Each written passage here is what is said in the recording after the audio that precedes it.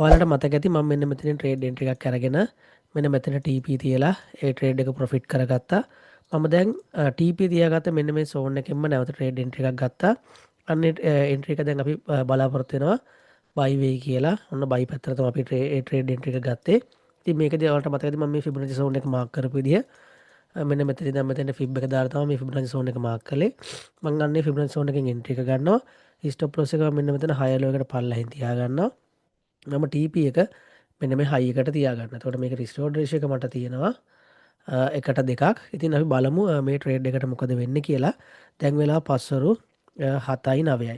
ඉතින් ඔයාලට මතක ඇති මම මෙතනොත් එන්ට්‍රි එකක් ගත්තා.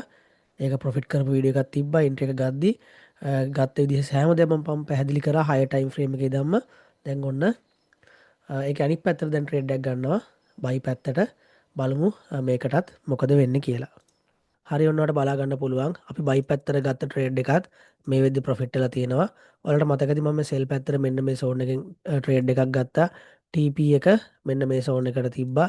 ඊට පස්සේ නැවත මම මේ සෝන් එකෙන් බයි ට්‍රේඩ් එකක් ගත්තා. TP එක මෙන්න මේ හයි එකට තිබ්බා. ඉතින් ඔයාලට පේනවා ඇති අපි ගත්ත ට්‍රේඩ් දෙකම ඉතා සාර්ථක ලෙස ප්‍රොෆිට් වුණා. ඒකෙදි මම ඔයාලට ඇනලයිස් කරපු විදිහ පවා හොඳින් පැහැදිලි කරලා දුන්නා.